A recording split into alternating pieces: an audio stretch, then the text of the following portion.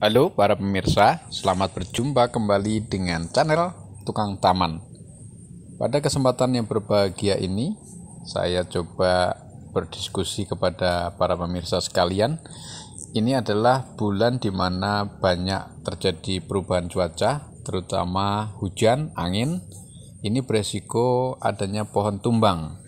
Nah, berkaitan dengan pohon tumbang, channel Tukang Taman punya pengalaman penanganan pohon tumbang. Apa jadinya kalau pohon yang tinggi, rindang, rimbun, tapi terkena angin, kemudian beresiko untuk tumbang, padahal di area taman, di area jalan, di area publik. Nah, ini yuk kita diskusikan kenapa bisa tumbang, terus bagaimana cara penanganannya.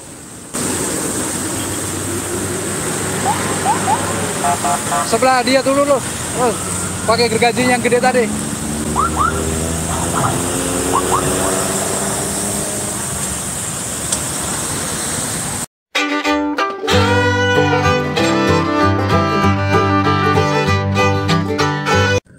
Kenapa bisa tumbang?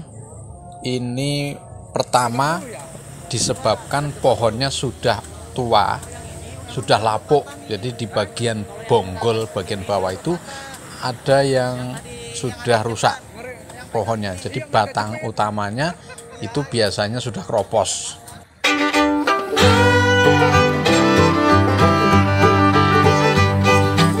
Penyebab utama yang kedua karena pohon yang subur, pohon yang rindang itu daunnya terlalu lebat.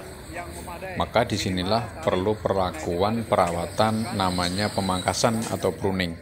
Jadi kalau pohon itu tidak pernah dipangkas, tidak pernah dilakukan pekerjaan pruning, daunnya akan lebat sehingga beresiko mudah sekali patah apabila terkena perubahan cuaca seperti hujan angin.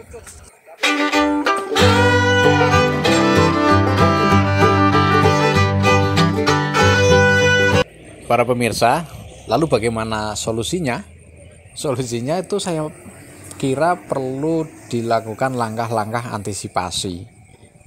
Ini berkaitan dengan kaidah-kaidah yang berhubungan dengan pemeliharaan taman. Jadi pemeliharaan taman itu yang pertama mengacu kepada keselamatan, yang kedua mengacu kepada estetika atau keindahan.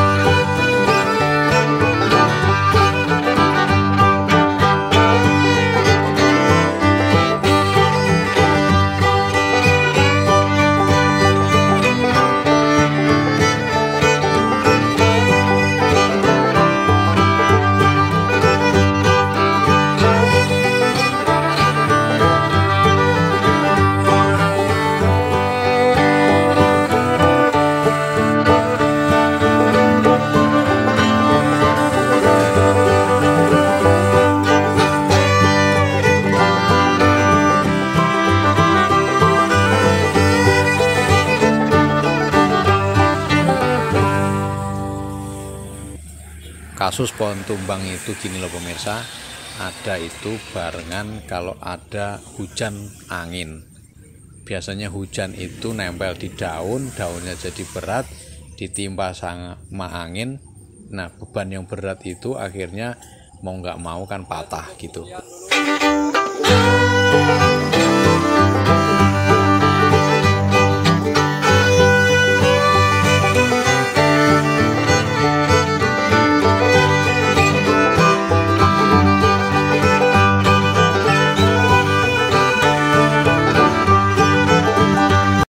langsung saja kita ke kasusnya. Untuk mencegahnya itu kita lakukan yuk pekerjaan namanya kita sebut topping off. Ini sebenarnya pekerjaan pemangkasan atau bahasa kerennya pruning.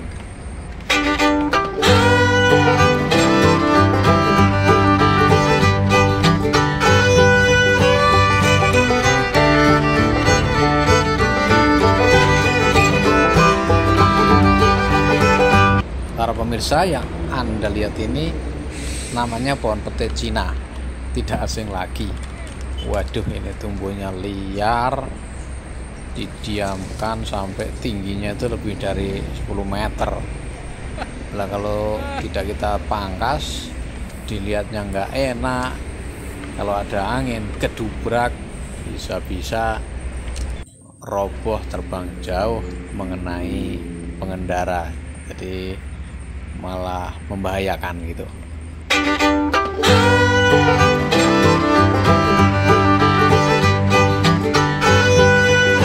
Yuk coba kita inspeksi, kita lihat secara detail. Kan di bawahnya jalanan arteri, posisi pohon ada di jalanan tol, jadi di taman, area taman jalan tol.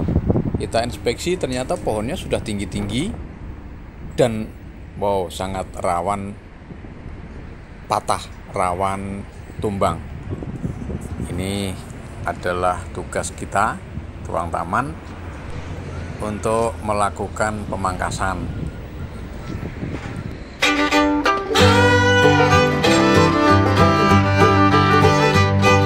Di area taman itu ada 2 jenis pohon, yaitu pohon liar dan pohon yang tidak liar.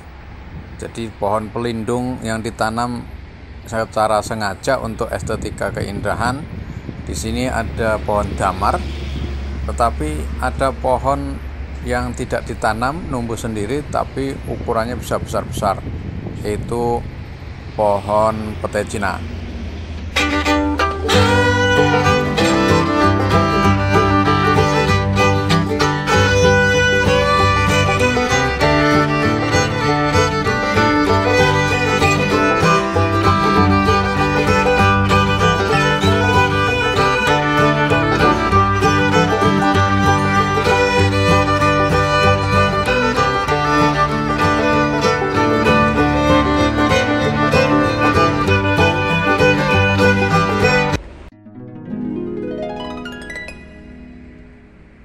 Nah, para pemirsa, yang Anda lihat ini namanya ranting dari pohon bintaro. Ini habis pemangkasan. Hasil pemangkasannya ya seperti ini. Ada bijinya loh, bijinya itu bulat-bulat, persis banget seperti biji mangga. Tapi kalau yang ini nggak enak, sama sekali nggak enak. Nah, hasil dari proses pemangkasan pohon bintaro, pucuk-pucuknya kita ilangi, daunnya kita pisahkan. Kemudian kan tinggal ada ranting-rantingnya yang bentuknya ya bercabang. Nah, kita ambil kayunya aja, rantingnya aja gitu, kita pisahkan. Nanti di sana itu ranting-rantingnya itu kita potong-potong pendek-pendek. Supaya apa?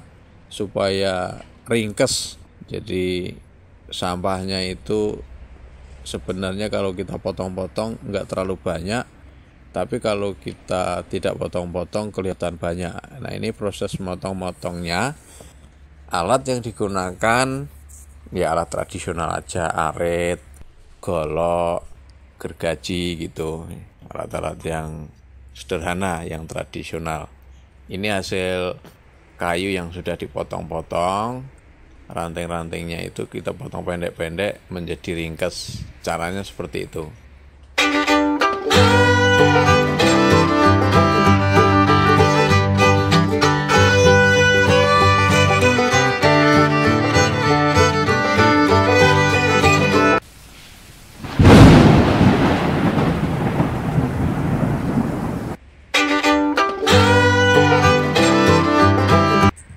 Ranting pohon hasil pemangkasan turun ke bawah. Ini kita rencek namanya. Jadi kita pisah-pisahkan pucuk-pucuk daunnya. Pokoknya semua daunnya kita habisin. Tinggal ranting-rantingnya. Ranting-rantingnya yang bentuknya nggak beraturan, kita rencek, kita potong-potong kecil-kecil sehingga menjadi ringkes. Ini adalah proses pemilahan. Jadi kita pilah-pilah, daunnya kita pisahkan di suatu tempat, kayunya kita pisahkan di tempat yang lain, kemudian kita potong kecil-kecil sehingga hasilnya apa? Hasilnya akan ringkes. Sampah tidak menumpuk terlalu banyak, dilihatnya itu yang utama, dilihatnya rapi.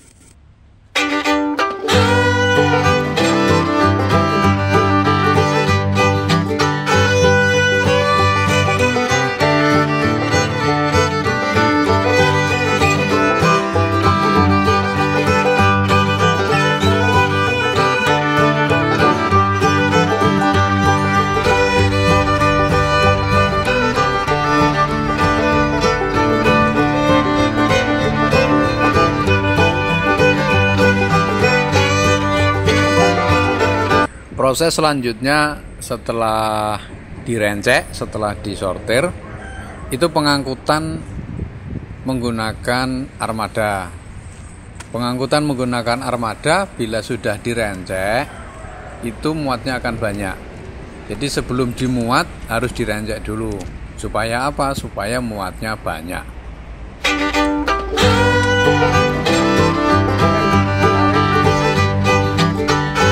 Kemudian peralatan-peralatan yang perlu dipersiapkan untuk kegiatan ini, kita gunakan saja alat-alat yang tradisional. Golok, arit, gergaji.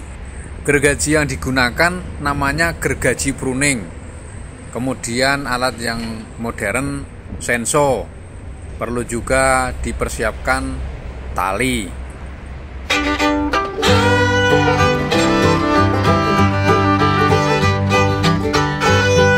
Kelemahan dari pekerjaan ini memakan waktu, jadi akan efektif tetapi memakan waktu dan tenaga yang lebih banyak.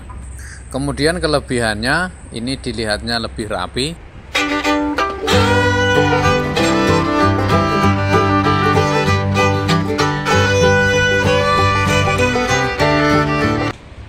Ayo kita diskusikan juga mengenai alat pengaman diri APD.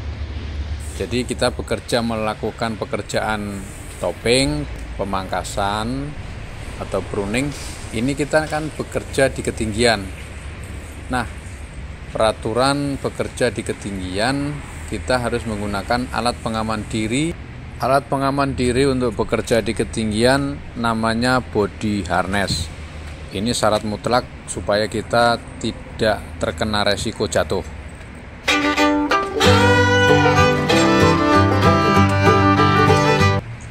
Kemudian pengaman yang lain yaitu di bawah. Kalau di bawah itu ada jalanan, artinya ada potensi lalu lalang baik itu pejalan kaki maupun kendaraan. Kita mengadakan pengamanan yaitu dengan cara memasang kerucut atau rubber cone.